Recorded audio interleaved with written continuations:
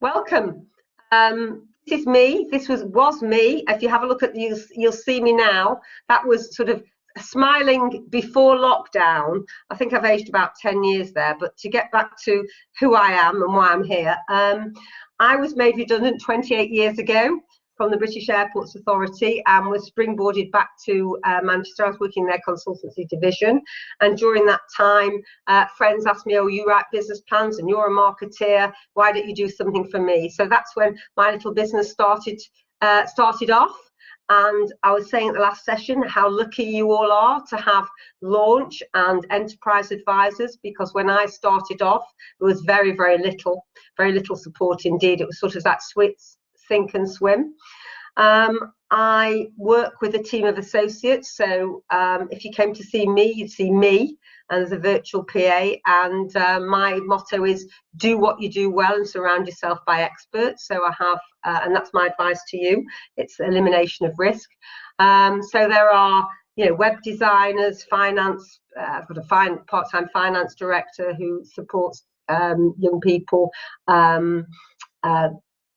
web designer, graphic designer, an internet specialist, digital marketeer, because when I started off it was all traditional marketing. But as far as traditional marketing is concerned, I will tell you that my print clients are very busy because people want to actually touch something and brochures are coming back. My sectors are education, retail, particularly creative industries, manufacturing, got some manufacturers on board, professional services, mainly lawyers and accountants. I'm a Princess Trust mentor, and I was telling Catherine earlier on that I have a designer, a young designer who's working with me at the moment. I have a very informal way of presenting. I'm not a natural presenter. I started working on webinars and presenting face-to-face about 10 years ago. And I've worked with the University of Salford for about 15 years. I'm like a jack in the box. They bring me in and out. And I'm here to help. I'd like the session to be interactive. You'll see me looking down because I've got some notes, and it's a whistle-stop tour today. It's quite fast. Everything's being recorded, but if you need any help afterwards, I'm perfectly happy if anyone wants to email me. And I think, are we all ready to start? Yeah, and please feel free. If you don't want to unlock your video camera, that's fine. But please put any questions in the chat, and I will be asking you questions to think about during today's presentation. So off we go. Yes, mute your microphone. Chat. Be positive. Can you write down a couple of notes throughout the webinar, because there's some things that I'll go back to, and happy to answer questions at the end, but there'll be several breaks as we go along. So what's this about? How to find and win new business? Well, we need to find out firstly where the business is and what business we're actually going to reach. And I did say it's all about the customer. It's what they want, we're not pushing out goods and services. It's about, we talk about living in the customer's world. So it's about them. So I just want to make that, quite clear.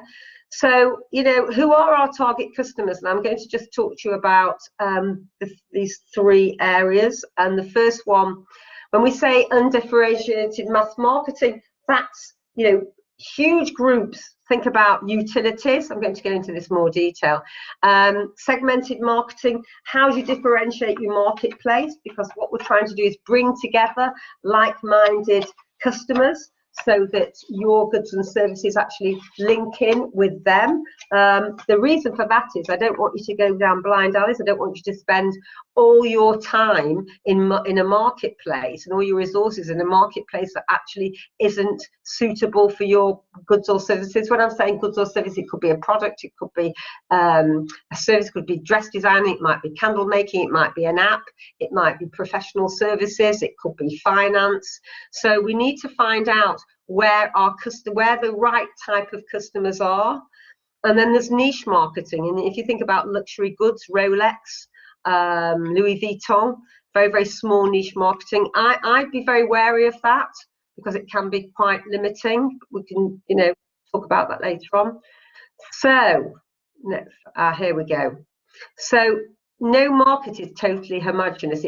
No market is one block, basically. What I will say to you is I don't read from the slides. I use them as an aid memoir for you, and we you know, there's lots of anecdotes that I want to talk about. But the key is point 3 and 4, that we need to know what their needs are, and ensure that what we say is a value proposition. What I'm going to talk about is that it's suitable for your like-minded customers. So again, you're not wasting your time blocking out your customers and services and providing them with things that aren't suitable with oh, there we go, Ricky Billy left the session. Oh, sorry, Rick. And I want you to think about the kind of segmentation that's come about recently. And I did mention it last session, so apologies, Catherine, but that is vegan, the growth of vegan foods, the growth of lactose-free, gluten-free. I mean, how often 5 years ago, you know, was the market so large? And that's something that's, you know, grown, and you find the big supermarkets now have shelves and shelves. It's not just a whole food, very narrow marketplace. The big players have become involved. So that's about, they've segmented their marketplace in such that they're going for that market, and they're marketing themselves differently to different sectors and to different segments. So I'd like you to think about during this hour and a half who your segments are, which sectors that you're going to approach, particularly with what you have to provide.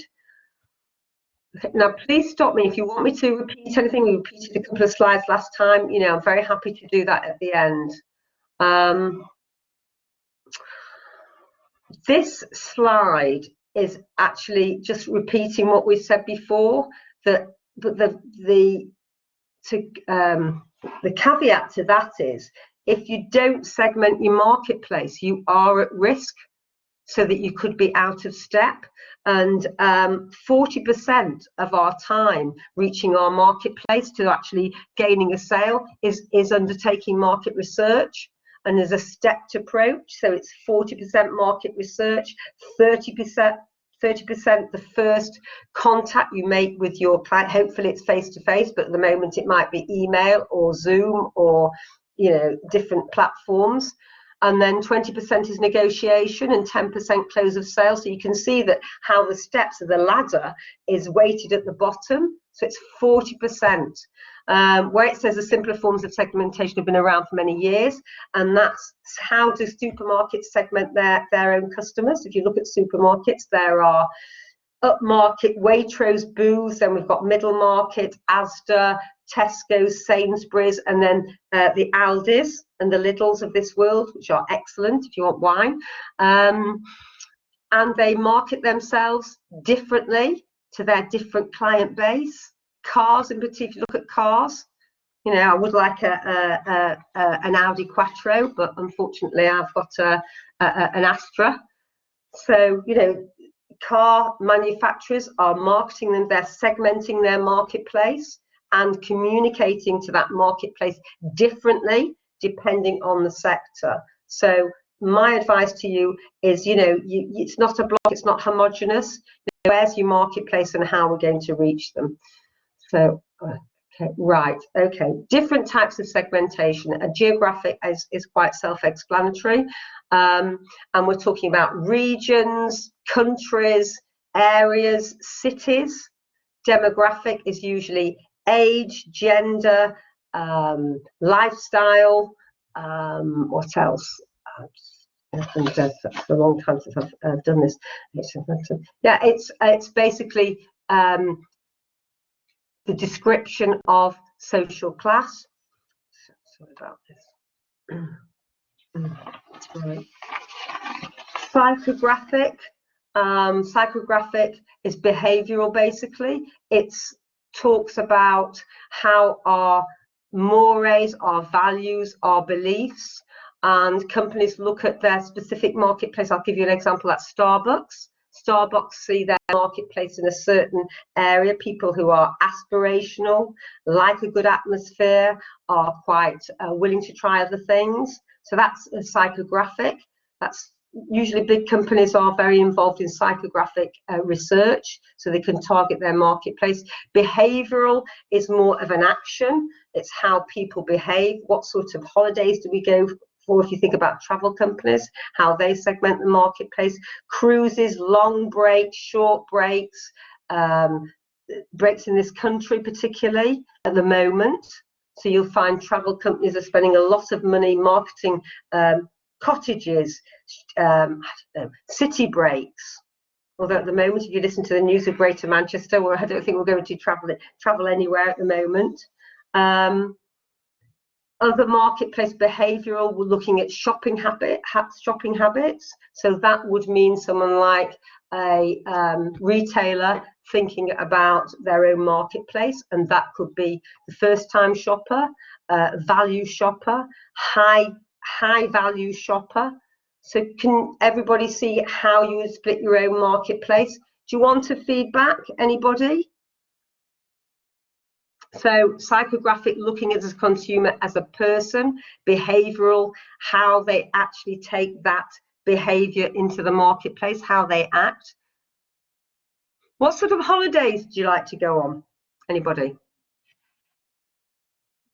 I know we're not supposed to travel except to a green area. I like backpacking and travelling. I don't really do like relaxing holidays. I get bored. Okay, so where would you go to find that information? I usually get a Lonely Planet guide, or I'll watch some documentaries or something like that, and then I'll start looking online for further information. Okay, anybody else? I'm going to talk to you about, Catherine's brought something up that's really interesting, and that's we find out a lot of information before we're ready to buy, and that's due to online search. So how that affects current business, for any business, it means that if you type in Elaine Simons Manchester, you will find everything about me, about the business. You'll see EGS marketing, you'll see, you know, my background and experience. So that means, and that wouldn't happen, I don't know, maybe 15 years ago, 10 years ago. So the customer, we're talking about the customer, the time that the customer buys is late on in a sale. So they will find out more about you and more about your services before they actually either pick up the phone. So Catherine's saying the amount of research that she undertakes before she buys. So I suggest you put yourself, you are all buyers. We all buy services. We go into shops, we buy online, we visit banks, we use goods and services. So the amount of information you can get from your customer is so important before you actually approach. So it's that 40% rule. So 2 hours ago, I gave this example, so forgive me if you've heard it before, but someone I knew very, worked with quite closely, went to see a prospect, and the prospect sat in front of her and said, welcome, Sarah. Can you tell me all about? And she expected someone to say, her own business, and the prospect said, my business. In other words, tell me what you know about my business. How have you segmented your marketplace? How have you approached it? What do you know about me? So that's why it's so important that we undertake, your segmentation, your research, so that you're not wasting your resources and your time. Business to business is different. If you take those elements of B2C and we think about, okay, what next? Because B2C could be very, very short, low value sale. Business to business is probably, well, it's usually longer. The decision-making process is longer. So the first thing that we need to know is about the situation of their business. In other words, are they growing? Is it a growing market? Are they declining? Which markets do they serve? Have a look. There's so much information that's out there. Who are you going to see? Look on LinkedIn. Are they under pressure to buy? I deal with the public sector. The public sector have a certain window. Usually it's very, very busy with people like me before the end of March, because if they don't use the income, they have to give it back. Schools, different times of the year that they have the budget. So, why are they using you now? So I think that's really important. And the role of the buyer.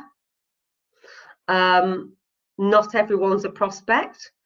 And I will say to you, we're going to talk about buyer behavior, but there are three areas, and that's of a buyer, and that could be the payer, actually not the buyer, the selector, not the buyer, and the user.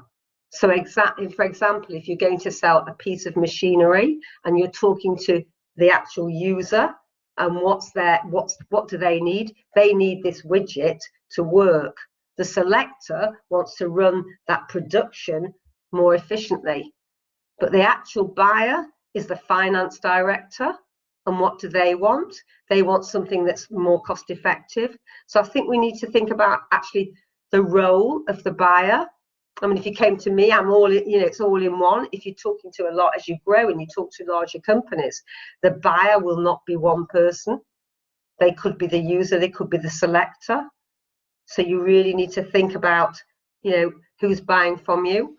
And something else that I learned very, very early on, that the easiest way to say no is actually to say yes. Yes, Elaine, give me a ring. Yes, Elaine, send me an email. Yes, Elaine, I'd love to meet you. But actually, it doesn't happen. So I think we need to be really clear about who you're targeting. Anyone want to comment on that? Has anybody started the business, or are we just in the planning stages?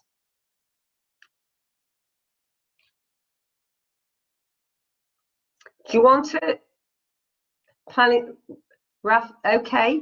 Planning stage. Anybody else? I know that Catherine's planning. Richard, planning. Yeah, okay. Anybody else? Danny, planning. Okay. Danny, do you want to tell everyone about the food portal? I don't think. Danny, would you like to turn your microphone on? I'm not quite sure whether. No? Okay. Well, if anyone would like to talk about their business, please, this is a great platform in which to do it. And it's safe. Oh, your mic's not working. Right, don't worry about it, but we'll talk later. Okay. If you look at this, each one of those watches tells the time. However, we can pick up a watch for between, I don't know, 30 and 50 pounds in the range. They are more expensive, but basically the base range, about 30 to 50 pounds. Tissot, today about 200 to 500. Longines, 1500 to 2000. Blancpain, 7,000 to 48,000. But basically, they all tell the time. So it's the same function, different segments. And these companies know their marketplace. So they've segmented the marketplace and they will communicate with their audience differently. So that's, I'm over-egging it, but that's about, return on investment and profit. So we need to differentiate ourselves from everybody else. So anyone want to comment on what we've done so far? No? Sure? Okay. Right. So now we've segmented our marketplace, we need to think about the buyer. That sounds good to me. Okay. Okay. Thank you, Catherine. I've got a fan. So what's a buying persona? Okay. So moving on from your segmentation, you've got your bulk of goods or services, or one. And we're now going to find this group of buyers who are going to be open to your, what you actually provide, the value, the impact that you're going to make on their businesses. So that's why you can focus on those segments and sectors. And just to share with you, you saw on my slide about different sectors. I reach my marketplace differently. So lawyers who want to use me on a consultancy basis for leadership and management are very different to Rochdale Football Club, who's a client who's interested in change management or work, off the pitch, how to get a great service on and off the pitch, or a hotel that wants to sell, needs to want to sell more rooms. So, we look at our marketplace and communicate them in the way that they need to be communicated. And anyone who attended the last session on the business model canvas will see that that's, once you've segmented your marketplace, there are different ways of communicating and taking each segment. So, that's available as well if you want to have a look at the presentation on YouTube. Okay, so what do we have to know about our buyer? And again, LinkedIn, their own websites, background, where are they? What do they do? Which markets do they serve? And the buyer, what are their outcomes? What do they want to achieve? We call it the stone in the shoe. What's their stone in the shoe? Risks. Now that risk is actually using you. What's the risk of using you? In other words, do they know anything about you? Have you worked with them before? Is it a cold prospect? And where do they go for information? And who do they trust? So where are they going to find out about you? So all these things we need to know about our buyer. Please stop me if you want, if you need any more information. I'm going to give you an example. Does anybody go into McDonald's? Anyone ever had a McDonald's? I'm putting my hand up. Yes. Anybody else bought a McDonald's? Because this is the, yeah? Yes. Okay. Right. Oh, good. They're Pokemon cards. Haha. Right. Okay. If desperate. Yes. Okay. Right. Okay. Right. Well, sometimes at 6 o'clock in the morning, if you're driving a distance and they open at 6 and you fancy, an egg on barm cake or a coffee, that's one of their demographics. The other demographic would be their customers could be, and I see them on Sunday afternoon with lots of children, a little treat in the afternoon, or families at 6 o'clock. They are singles getting together, friends on a night out. They've got certain marketplaces. Another thing about McDonald's you might not know is that the largest toy distributor in the world with all the little toys. They are. There you go. But they've cornered the market. They know what they're doing. They know the drive-through, particularly huge at the moment. Deliveroo. So they've manipulated their own marketing communications to their marketplace. They know who the customer is, and that's the key, knowing your customer. I know this is quite fast. What do we know about our the buyer personally?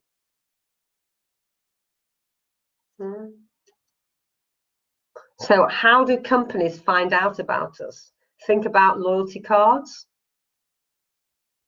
Why is it that you're watching something on Netflix and then suddenly you'll get a recommendation, or you're on Facebook? Correct. Yeah. Catherine, you're one step ahead. So we're scrolling through Facebook and suddenly an ad comes up to something that you're interested in, and you think, how do they find that out? So, and that's with cookies, Google Analytics. So important about the sector of the people that you're working with. I've got Google Analytics. Yes. Alexa. Yes, I haven't got an Alexa for that reason. Can we imagine a day in the life of our buyer? Have a look at the company. Who do they have any corporate responsibility? Pastoral care? Do they support any charities? Is there anything that identifies or links you to fit in with them?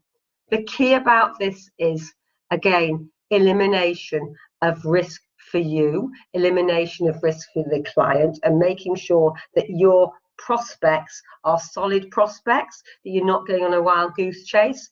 And the reason why I say that is that I've made lots of mistakes going down blind alleys. particularly the first few years. And so anything I can help you with, or any experience, I'm happy to pass on my mistakes. The American view is if you haven't failed twice, you can't be a success. It's very different, to the UK, but really it's how you bounce back from adversity that's important, particularly because there's a high failure rate of new start businesses, and the ones that succeed and are in business for 5 years usually have pivoted. I mean, I've changed the business model several times. I was never a trainer until 10 years ago, but it's a niche market that we found, so it works. Very good point. Failing, learning, absolutely. And I've failed many times. I have a friend of mine who sold out an engineering business for 40 million, and he said to me, Elaine, he said nobody asked me how many businesses that I've tried and failed, and there were several. They're just looking at success, but it's about learning. And if you leave here today, this afternoon, at any of my presentations and said, self-employment isn't for me, or I want to do something else, and that's absolutely fine, because we are in the business of elimination of risk. Have the passion. We call it not only living in the customer's world, but the butterfly effect. And what the butterfly, if you imagine a butterfly with winged butterfly, what's most important is you. What motivates you? What's your passion? What makes you get up in the morning? Why do you want to start this business? And the other wing is your target market, all about them. So that's sort of the butterfly. I'm digressing, awfully sorry. We're back to them, to the buyer. What's their driver? Why do they need you? Do you link with their personal values? Catherine is very involved in sustainability fashion. So is it a company that's like-minded? We've got music business. How can we align ourselves? I talk about the stone in the shoe. What are we doing for our clients, our prospective clients? Are we making the money, saving them time? Are we solving a problem? What are we doing for them? And what are they looking for? What's their outcome that they want from you? So, what are we doing for them? Usually a bit of a mixture of both, saving them time, saving them money, making them money, hopefully, and solving their problems. And that's business to consumer or business to business. I'm not going to go into too many objections today, because that's a sales course, but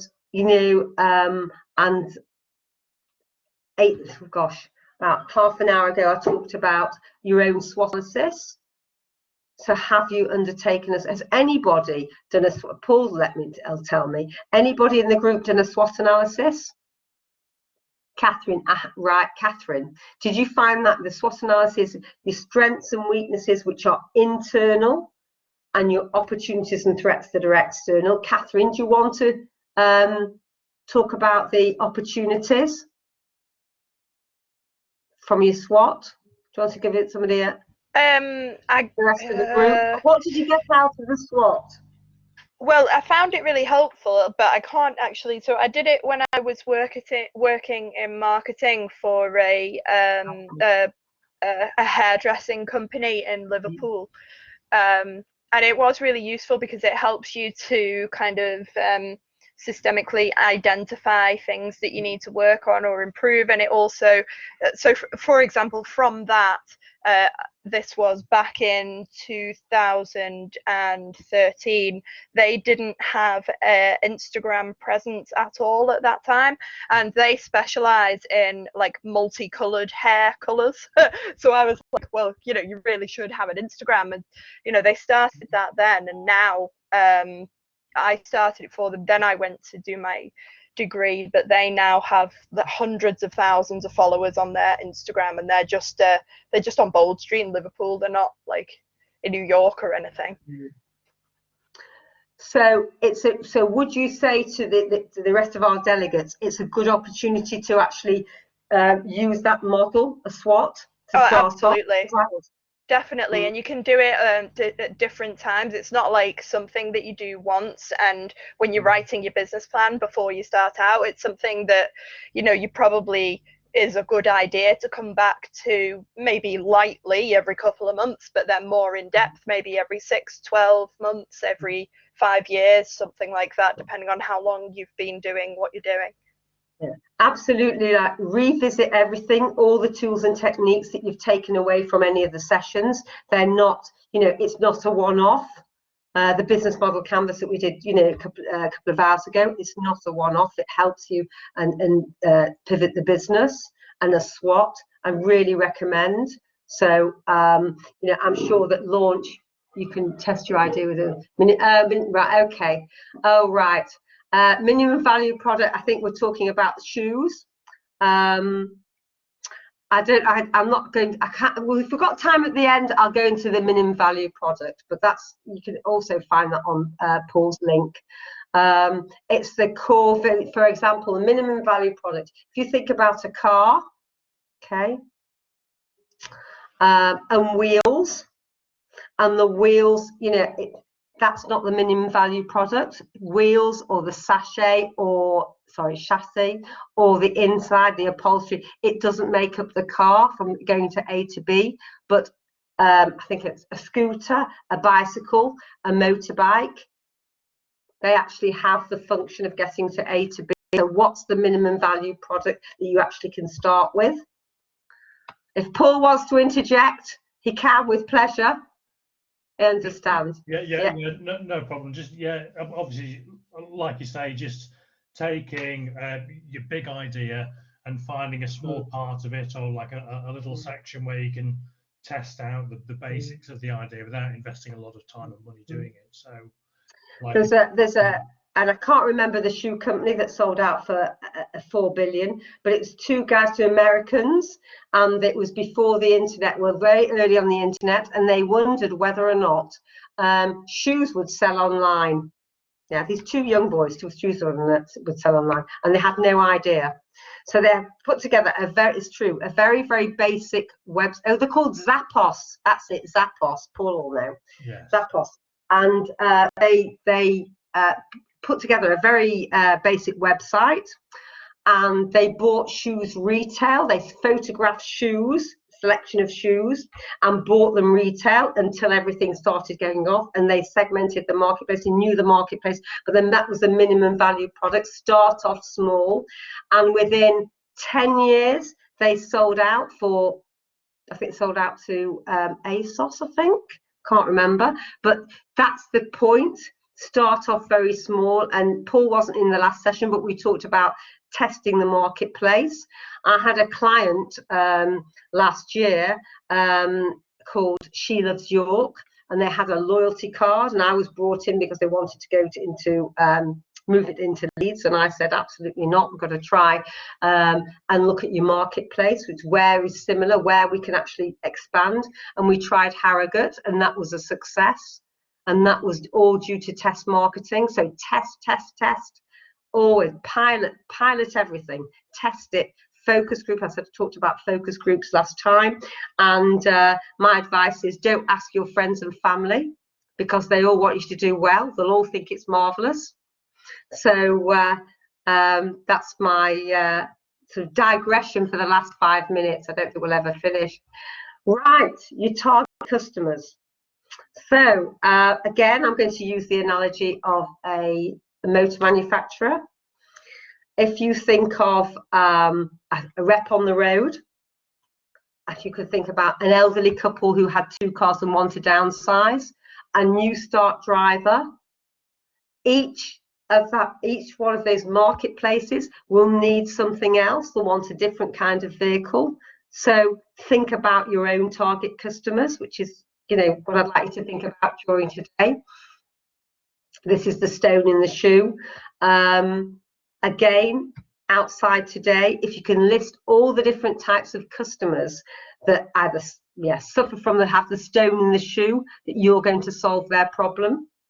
and that will be useful outside of today.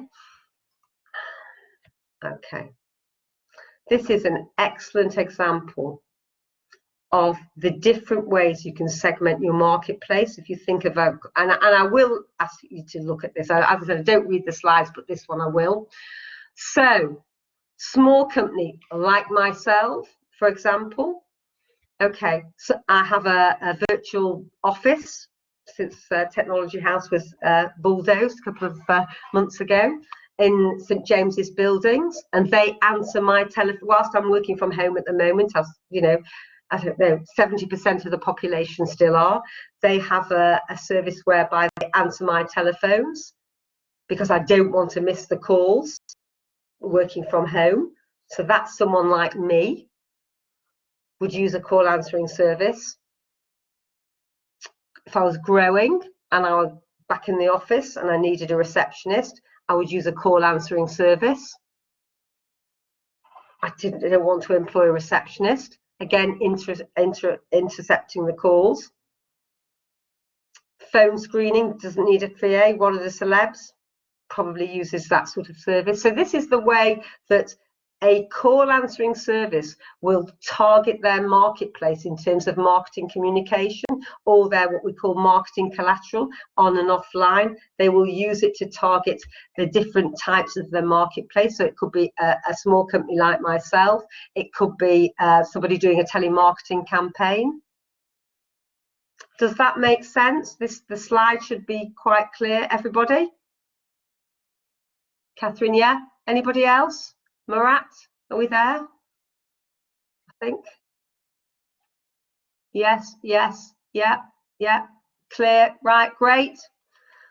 We're on target. You'll see me looking down because I'm actually looking at the time. I'm conscious of our timing. Gosh.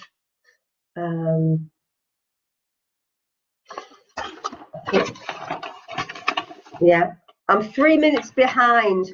That's for the minimum value product. Okay, so we talked about for everyone who was here a couple of hours ago, I talked about the value proposition.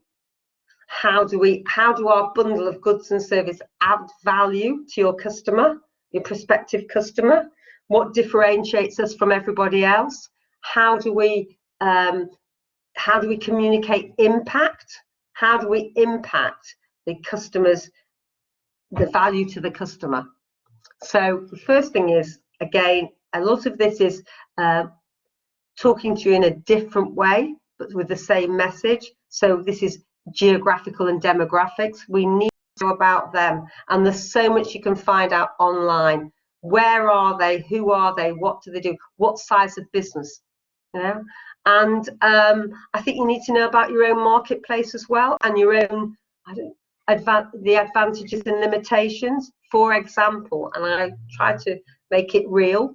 I know that I would not bid for a, I don't know, £5 million government tender for business support. I wouldn't go head to head with the Growth Hub or one of my clients' winning pitch, because I know that I can't service that marketplace. But I'm an associate, so that means that I know that I'm next tier down.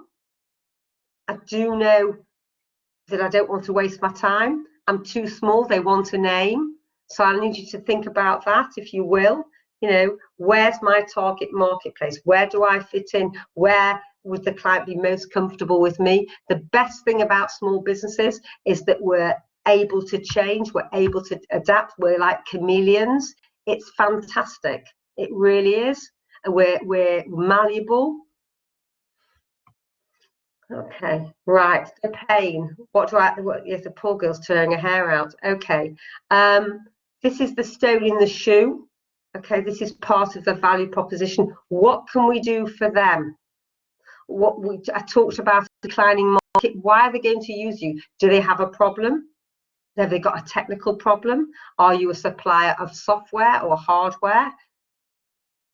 how can we help them? How can we save them money? If that's the reason why, obviously they're going to use us, depending on how you've marketed yourself and who you've marketed to. But what we do here is describe the value. At this stage, we don't want to give them solutions, not at the moment, because we want to find out what the capability gap is, and the capability gap is this. So this is where we talk about us, how that we can provide, what we provide. So, for example, as I said to you, if someone came to me and said, I need to train, I don't know, 6 telesales operators, and I'd say, yes, it's about asking the right questions, which is what we're going to talk about in about 20 minutes. But I need to find out all about them. Why they can't do it internally? Why do they need me? What sort of outcomes do they want? Is it a telemarketing campaign? Is it a one-off? Are they planning an event? Why do they need help? So it's all about them, still all about them. Okay. So these are the areas that, the majority of companies are looking for. So are they trying to, make money, save money, time and effort, solve the problems, which is what we addressed before. Now, what I'm going to do now is to give you a couple of examples to sort of put it into the real world, but we're actually going to go back in time. Okay. When I said evidence, I talked about evidence last time. Just because you're starting off in business, and forgive me, Catherine, because I've actually talked about this before, it doesn't mean to say that you don't have evidence, because you might have had a part-time job, you might have had an internship. There's evidence from work that you've produced. So it doesn't mean to say that you haven't got any evidence, and you will have references, and you can quote market research. If we're doing the market research, there will be market research evidence. How are you better than your competitor? What I will say to you is that your top client, when you set up in business, your top client is your competitor's top prospect. There's various thoughts on competition. There's ideas that do a SWOT on your competitors, but I was told many, many moons ago that there's no such thing as competition. There are other people in the marketplace. And I gave the example that if you walk out of Piccadilly Station, you go into the Northern Quarter, going towards the Northern Quarter, you'll see 6 or 7 different coffee outlets. You'll find Cafe Nero, Java, Costa Coffee, Starbucks, Independence. They all sell coffee, but they differentiate themselves from the marketplace. And I'd like you to go into the chat or put your hand up or whatever. So who's a Starbucks drinker? Anybody? Okay, I'm Cafe Nero. Anybody Java? Costa Coffee? I can't. Costa? Anybody else? Independent? Yeah, me too. Come on. Anybody else? Red Bull, Anthony. Okay. Not good. Okay. Flask, it's cheaper. True. Ah, but you might have a flask of Nespresso pods. So, they're all competing for coffee drinkers, but they know their marketplace. They have evidence in differentiation. Starbucks will write your name on the on the cup, but I'm not sure. For the coffee's not for me, really. It's too weak for me. But there's got hundreds of thousands of millions of customers, so they know their marketplace. So we call this FABI. This is how you get together with your value proposition, and the features is what you do, what it does, what your service provides, what your product does, and the benefit it provides to your marketplace, to your customer, the impact, the difference that it makes, the impact, how it changes your customer's life or your prospect's life, and the evidence. And it's called FABI. And there are a couple of examples I'm going to provide. as we speak, and one goes back 100 years. And please stop me if you. And I'm happy to go back and re-explain it. I know it's fast, very fast this afternoon. Okay, I want to give you a snapshot of finding and winning your target marketplace. Okay, so that's a 100-year-old ad from Dun & Massey near Altrincham, and their message, yeah, their value proposition is Brook Bond's tea is stronger and better than a spoonful of other tea. Okay, and that's to save money. It's a small teaspoon saves money. So why is that their value proposition? Because their target market is the cook. I don't need to read this to you, but basically she or he cannot serve weaker tea because it tastes like sawdust. So what Brook Bond are saying is that yes, household budgets are tight, but it's like Fairy Liquid, isn't it? And how they market themselves. It might be more expensive than your supermarket £1 value, but you only need a small drop to get a better result. So they're saying here, a small spoonful of Brook Bond's tea is stronger and better than other tea. So, okay. And the other one, who has a GPS? Anybody use a GPS tool? Yeah, okay. Yeah, me too. So the feature, okay, again, it's fabby, isn't it? Now, I'm not quite sure about only saving 15 minutes on a typical city drive, 200-mile journey. My dog had one. Okay.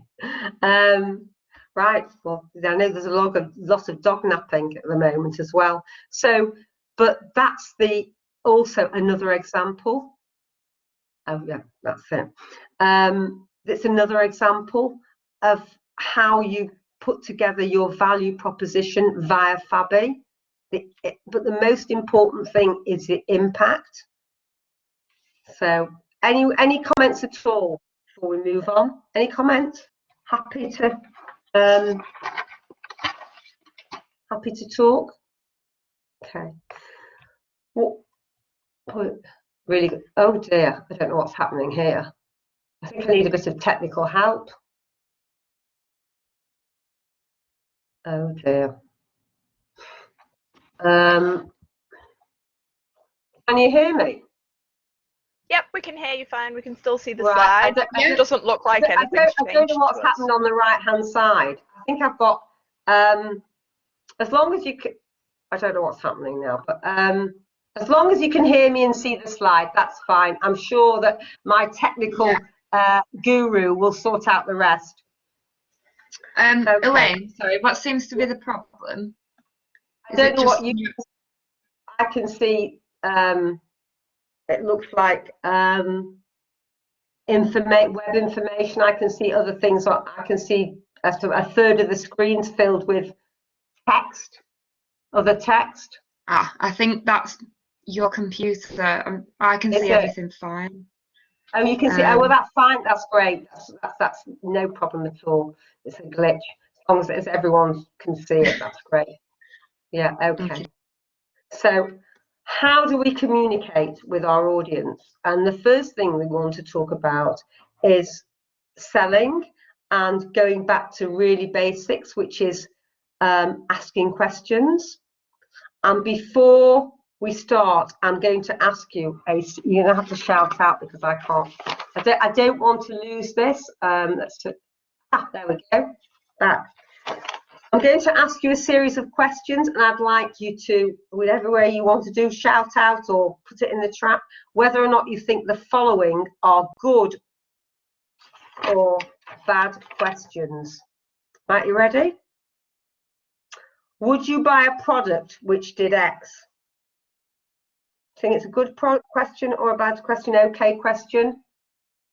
Right, you think it's a bad product? Yeah. And why do you think it's a bad question? Yeah. Why do you think it's a bad question?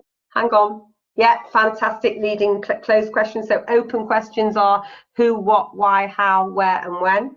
Okay. How much would you pay for X? Good question, bad question? Okay, how much would you pay for X? Anybody? Bad. Ah, right, okay. Well, it's actually a bad question.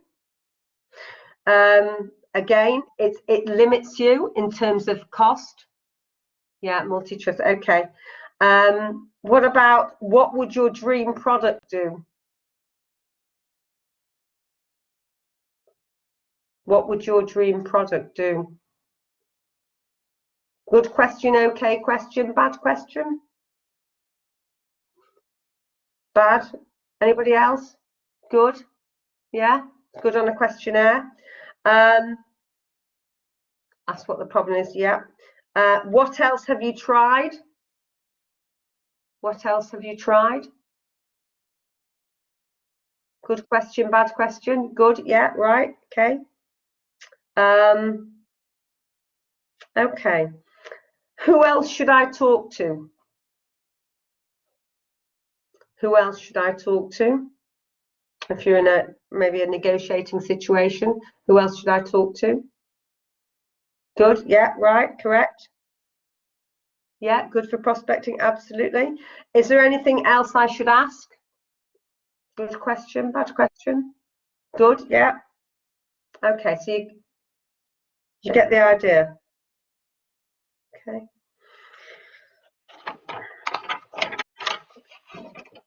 Right. Fantastic. Good. Okay. So at the very stage of negotiation, we need to know how to ask questions. So it's open questions: who, what, why, how, where, and when. However, there is something called spin, and we need to find out, well, you can see it on the slide, what the situation is of their business, what's the problem, the implications if they don't do anything, and their need and the need for you, basically. What do they need? So this is the spin. So I think what's important is all four. A couple of examples. One of the training companies I work for has very, very little space. Very little space. So we had a team of architects come along and they asked certain questions because we want to redesign the offices. The key is, the situation of the company is that if we can't maximize more space, then we're going to lose money, and they're going to lose money because they can't get any more people in. This is obviously working face to face rather than remote. And they're using hotels, which is very expensive. So that's the problem. They're using hotels. So that cuts down on their profitability as a training business. And the implications are that they can't afford to continue using hotels. So those are the sort of questions that the architect wants to ask, because basically they need to maximize the space, and that's why we need to maximize that space in the building. So does that make sense? Those are the sort of things that illuminate what I'm trying to say. That makes sense to anybody? Yeah, yeah, yeah. Okay, good. Okay, so situation questions is all about the facts. So imagine this is obviously a piece of equipment. So we want to know, what are they using? What are they using it now? Is it leased? Is it, all the situation? This could be anything. The situation that your prospective buyer is in, and this is very, very early on. So these are the situation problems. So think about the machine. The next step is, okay, is the problem? What are the problems? We need to find out the problems, because in our heads, in our minds, we're thinking, okay, well, these are the problems. I've got packages, or I've got a product, or I'll provide a service that can really help. But as we said before, previously, we're not providing those solutions now. We're sort of standing back. We're listening here, not sell and tell. So we want to know the problem of whatever it is. So it's all going back to this segmentation of your marketplace, finding out who your customer is, getting your packages of goods and services and making sure it fits in with, your prospect elimination of time and risk. Don't go down blind and down. It's the same message for an hour and a half. Okay, and then implication. So same machine, yeah. What happens? Well, the company have got to pay overtime because the machine's always breaking down. So this is always, high turnover, training costs. So basically, when I said to you, what are we doing for the customer? Are we saving them and making the money, saving time, solving a problem? Well, they're losing money, and we're trying to save them solve a problem. Sorry. So this is a very simple example that you can transport and use for your own products. I'm thinking of you, Catherine, and your sustainability. Okay. So now we talk about the solution again. So as I said, what they're interested in, saving money, they're losing money. So, could a new system help with their reduced employee turnover, reduce training costs? So sorry. Oh, right. Okay. The dog was barking. Okay. So Catherine, was that the last slide? This one? Do you want this one or the last slide? Okay. When you said my name just now. Okay, right, okay, fine. Okay. So we've asked our situation questions, we've asked our problem questions. We're now going to talk about the implications of not doing anything. So you're thinking about your solution, and Catherine, your dog was barking, and I was going to talk about sustainable fashion. What are the solutions? We've got fast fashion, we've got the Zaras, we've got the fast turnover, fast fashion business, throwaway fashion. So these are the problems of climate change, problems in the world. So we talked about going and getting in touch with Deborah Meaden. That's her area. So what sort of problems were you going to help in the fashion industry? Everybody's worried about carbon footprint. Okay.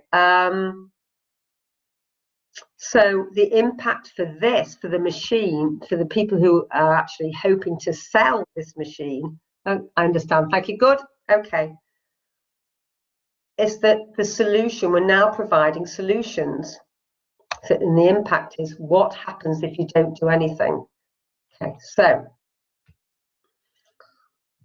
how do they need you? What do they need? This is the area whereby we have assessed their problems, we know what they need, and we're providing a solution. Now, I'm actually 3 minutes over time, but I want to talk about just a quick review.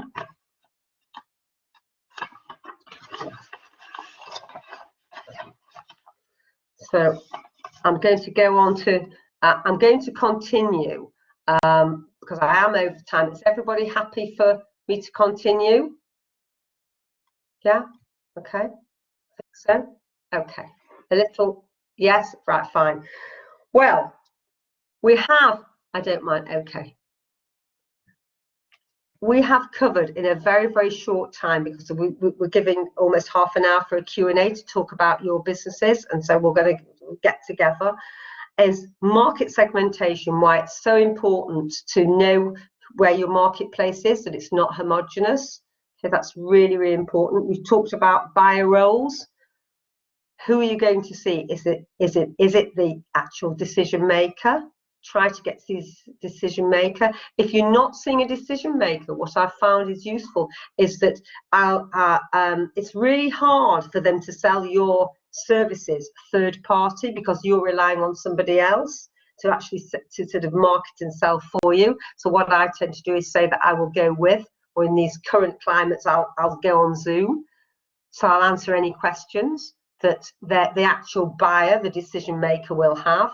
So that's really important. And what I will say to you is that it's getting to the yes, and there's an awful lot of no's, and to keep going, have that passion, have that drive, which is so important as you know, for young entrepreneurs. And then in terms of your marketplace, how we're going to approach our marketplace, what sort of questions are we going to ask? Are we going to ask the right questions? So it's a very sort of a run through, it's a snapshot. So I'd like to, Laura, can we get back so we can see everybody? Is that possible?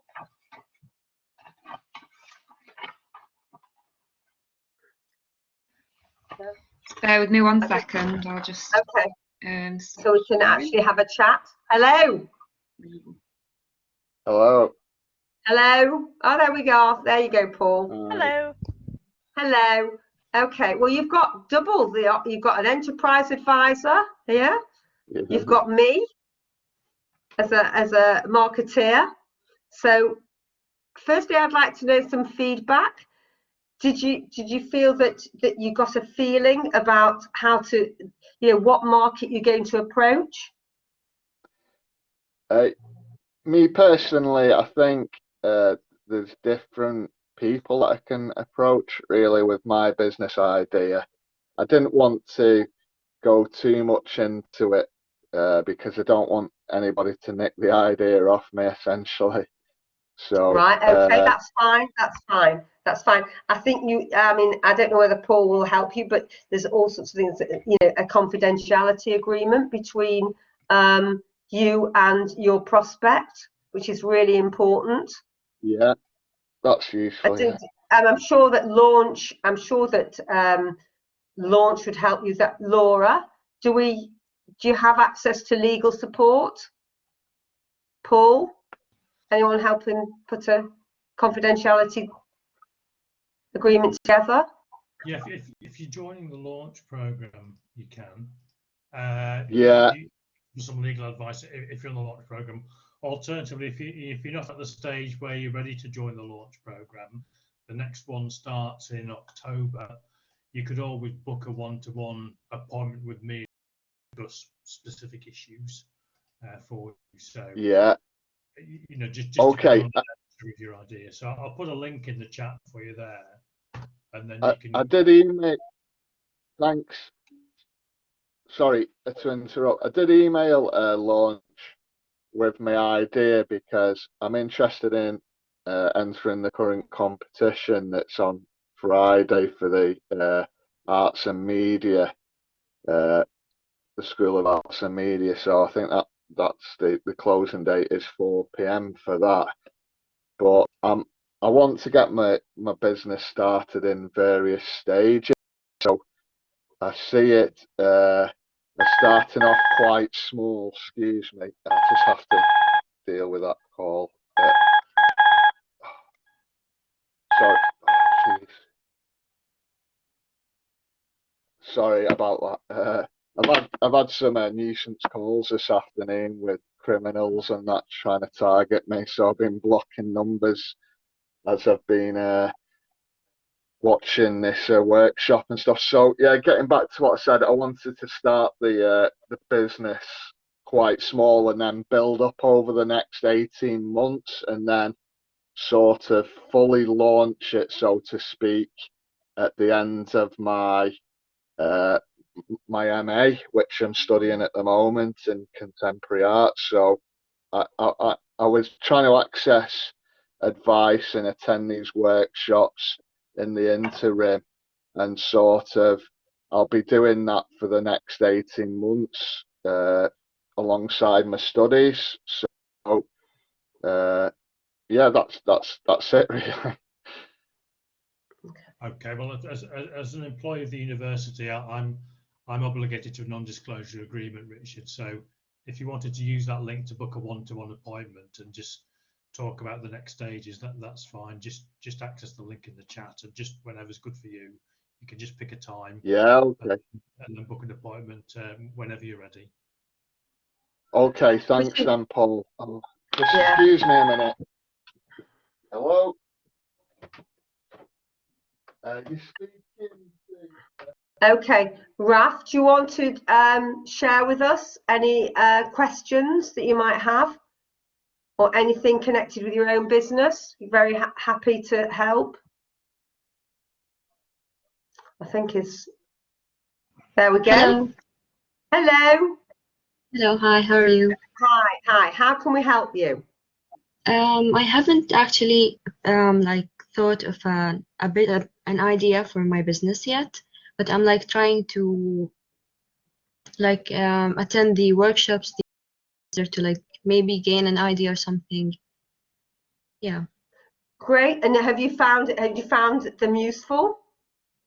Yeah, they're really useful, yes. Yeah. Yeah, so it gives you an idea well, what we've just done is talked about, how to research your marketplace, and that will always stand you in good stead. Oh, Jesus. Okay, I will. Yeah. Thank you. Yeah, okay. Catherine, any comments about the last hour and a half? Hello. Yeah, I really Hello. enjoyed it. Thank you. And I think I'm kind of just absorbing everything that you're saying and kind of taking it on board. And I think I'm slowly coming to maybe closer to some decisions about what I might want to do. So, and I've got some questions that I've written down for myself that I need to work through and answer. Probably this afternoon, and then come back again tomorrow and keep going and keep seeing where we're at. Well, as I said a couple of hours ago about building partnerships and alliances and how important it is, and all the wealth of experience you've got with Launch and the University of Salford to help you, and their connections. So it's not sometimes who you know, it's who they know, who you know that they know as well, that to help, which is really important. Yes, I appreciate that. Thank you. And Yeah. I'm gonna really tap into as much as I can. I've also been sort of browsing Deborah Meaden's Twitter on and off Good. as well, which actually she's got some great stuff on there. So I'm gonna dig into that properly, and some of the stuff that she's been sharing is actually very genuine, and like things that I know are there's not too much greenwashing going on there, which cheeses me off. Yeah. Well, that's why I suggested her, that she's authentic and would be really good for you, I think, to explore that connection a little bit further, and also the award that you won, the Vivienne Westwood. Certainly, get in touch, definitely. Who else would like to ask anything about what we've discussed? If you were here this morning, earlier on, anything, we're happy to hear from you. I will ask you something else. What would you like to see? Anything different? Because you very kindly stayed, and this glorious 26 degrees sunny afternoon. Is it, what you expected? Yeah, I think it was great, to be honest, and it's good to have these opportunities. Really useful. So thank you again. Yeah, Paul, do you want to comment? Yeah, thank you. I thought it was fantastic, Elaine. I really enjoyed it, and I think that, no matter what your experience, you can do one of these things with someone else, and you're always going to learn at least one or two things, aren't you, Nav? It's really great to go through a lot of things with you, and I thought the acronyms, the FABI, was terrific for kind of writing your proposition, your proposal. That was really valuable, and I thought that the SPIN acronym for kind of creating your script and your sales process, that was great as well.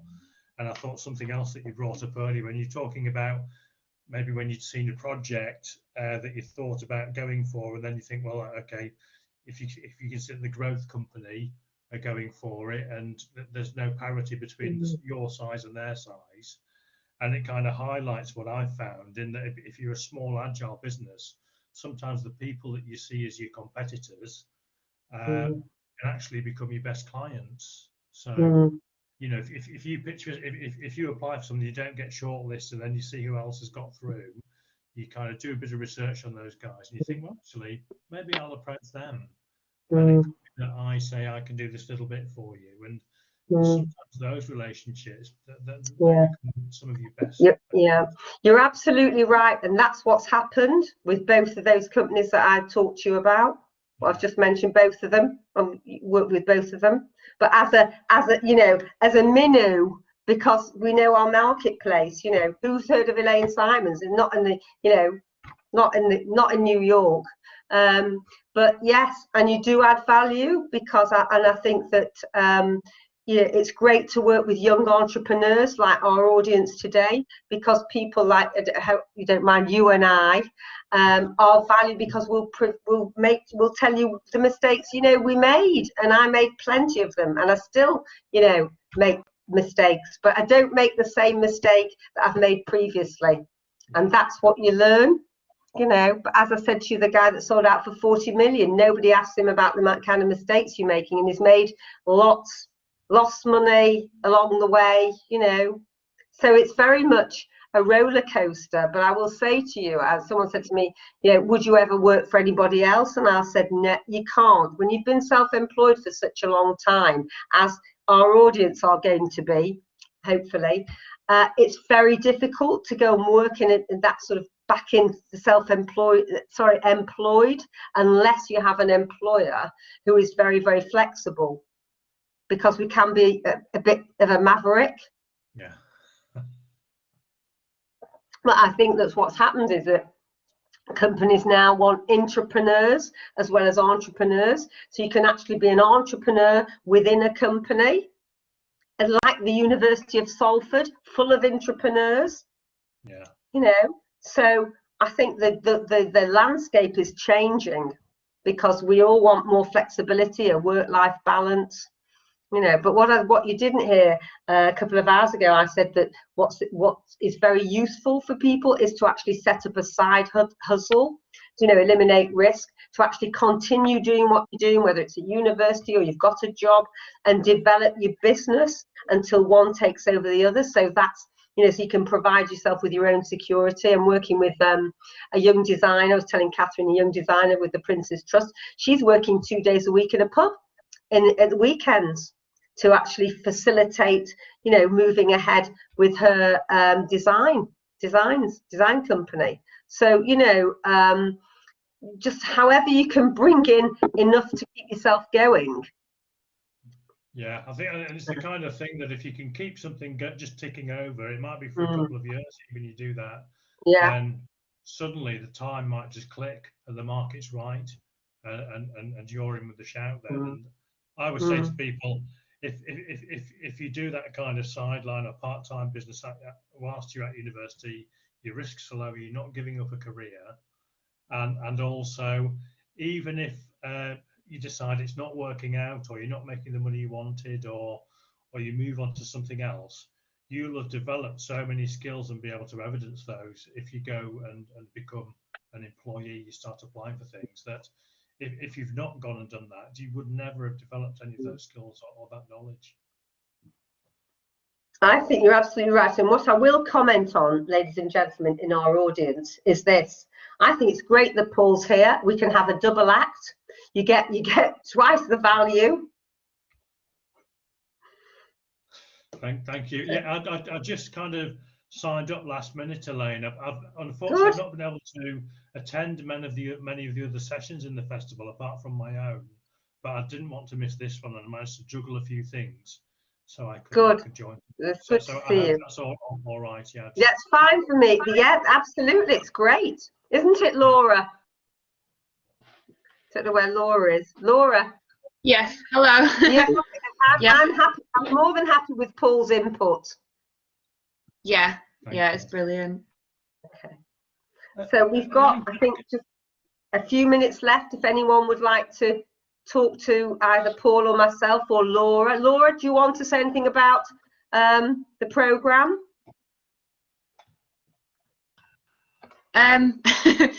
Well, I've only watched this session, obviously, because I'm facilitating. So, All right. do you Well, mean? Yeah. And tomorrow, we've got tomorrows that tomorrow I'm on at 2 o'clock, and I'm very passionate about building these partnerships and alliances. So I'm running a series for creative networking, and I'm covering both face-to-face and, unfortunately, we're still virtual.